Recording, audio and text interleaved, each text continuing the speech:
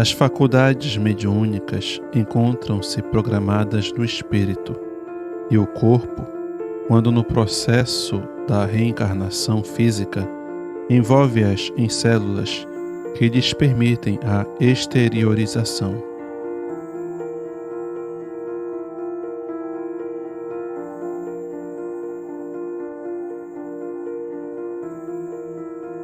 Normalmente, os fenômenos mediúnicos ocorrem no período infantil, em face do mecanismo reencarnatório, que faculta maior contato do espírito encarnado com os desencarnados.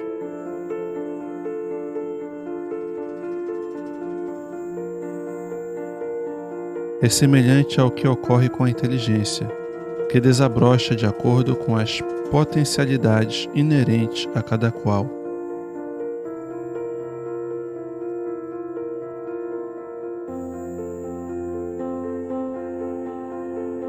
Quando essas possibilidades são ostensivas, as ocorrências são muito significativas, não deixando margem à certeza da interferência dos desencarnados durante o desenvolvimento do médium.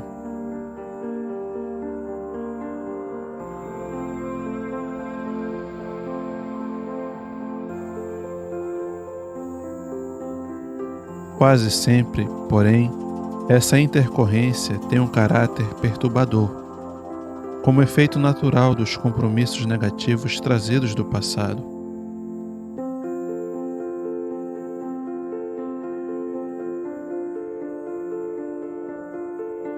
Essa injunção, mais ou menos aflitiva, favorece ao mesmo tempo com o aprimoramento das faculdades latentes, propiciando ao seu portador as condições adequadas para os futuros cometimentos.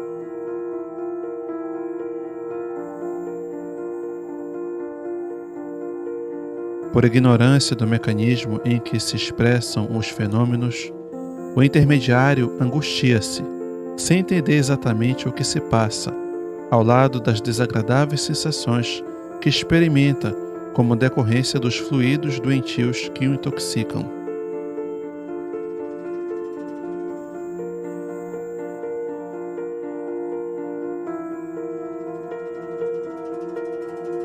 Naturalmente, os guias espirituais do médium permanecem vigilantes, diminuindo, quanto possível, a injunção aflitiva, inspirando condutas hábeis para diminuir os padecimentos, orientando a melhor, a mais compatível com a responsabilidade.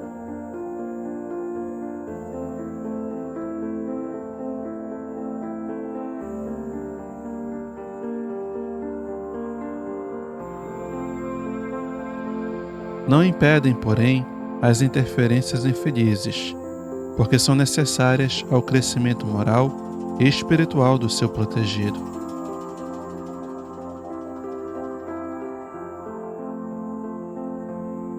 Quando se tratam de possibilidades naturais, os fenômenos são sutis, manifestando-se em forma inspirativa, nos estados de lucidez ou oníricos, que podem ser educados, ampliando-se-lhe a capacidade de registro e de desempenho.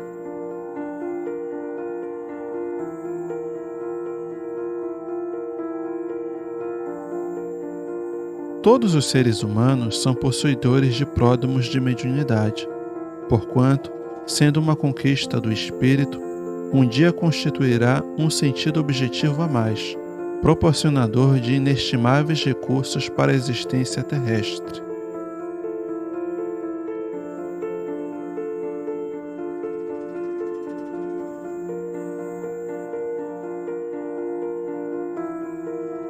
De maneira idêntica ao que ocorre nas áreas da inteligência, da memória, das aptidões artísticas e culturais de todas as pessoas, existe uma graduação significativa que as diferencia como resultado de conquistas anteriores, desse modo equivalente às possibilidades mediúnicas em geral.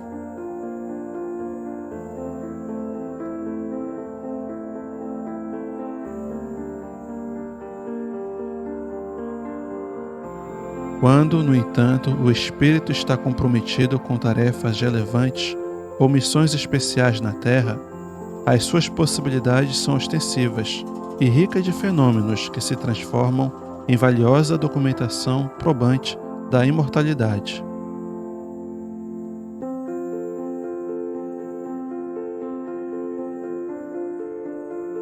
A educação das possibilidades mediúnicas e a sua aplicação devem objetivar os fins nobres a serem alcançados.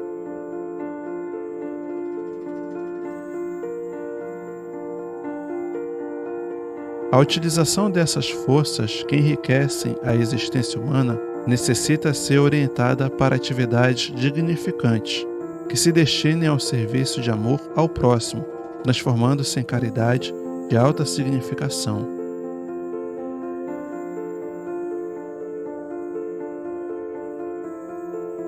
Conforme a destinação que se lhes dê, os espíritos acercam-se e procuram comunicar-se, por descobrir esse abençoado recurso que os ajuda a realizar os propósitos que ficaram interrompidos com a morte ou a iniciarem atividades novas que os auxiliarão no crescimento para o bem.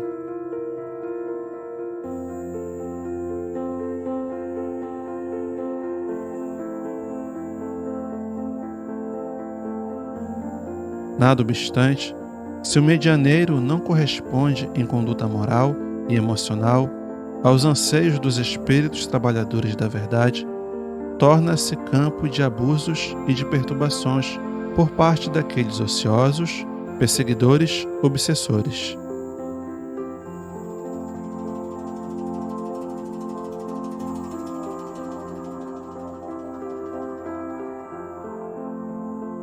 É uma grave responsabilidade a posse de recursos mediúnicos, em face das graves consequências de que se revestem.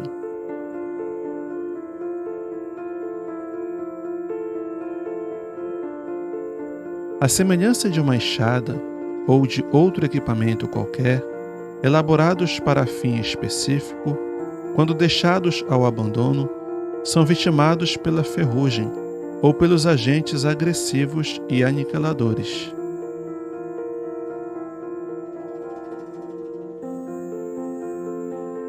O bom médio, portanto, é aquele que se faz simpático aos bons espíritos, que deles se utilizam a miúde, muitas vezes sem que o mesmo se dê conta, num intercâmbio cuja programação foi elaborada antes da sua reencarnação.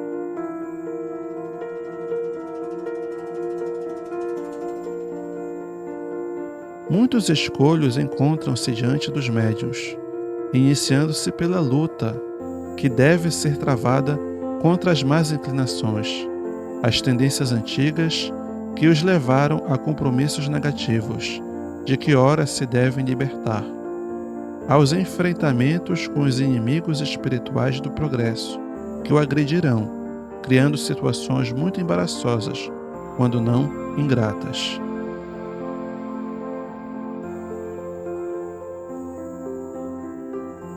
Por isso mesmo, cabe-lhes uma existência de disciplina, de renúncia e de abnegação, mediante cujo comportamento atrai as benesses divinas, tornando-se credor de assistência espiritual elevada.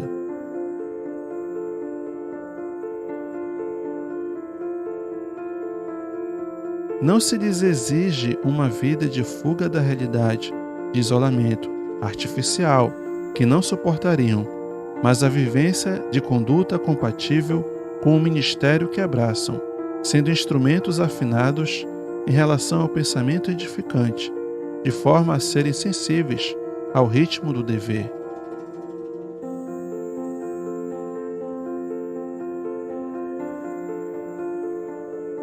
Em face da delicadeza do compromisso, é-lhes solicitado o hábito saudável de pensar e meditar, comungando pela prece com o mundo espiritual que os circunda, fazendo sempre silêncio interior, de modo a ouvirem a musicalidade transcendental.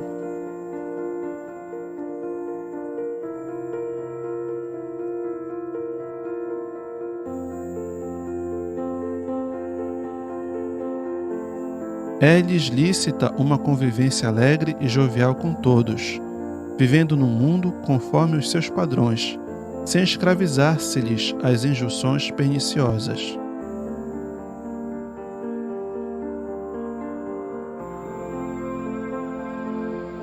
Saberem eleger o melhor caminho a trilhar constitui-lhes um dever, que se torna fácil de conseguir, caso se consagrem ao estudo de O Livro dos Médiuns, de Allan Kardec, que é um repositório de sabedoria, para bem equipar e conduzir todos quantos se disponham ao exercício da mediunidade, com respeito e consideração.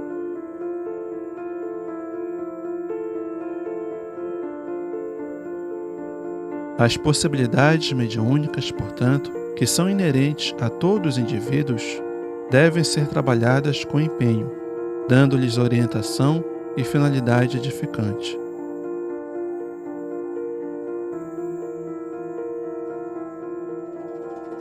Médiuns sempre os houve e os haverá, portadores de excelentes faculdades, que produzirão fenômenos cativantes, deslumbradores, quando no uso das suas possibilidades ostensivas.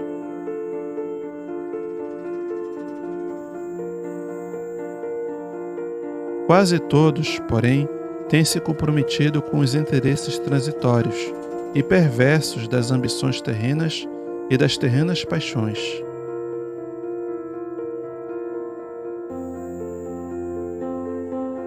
Jesus, no entanto, aguarda trabalhadores dispostos a servir na sua seara, não importando se são da primeira ou da última hora, mas que produzam 100 por um e sem cessar, mantendo a alegria de haverem sido chamados, com expectativas de serem escolhidos.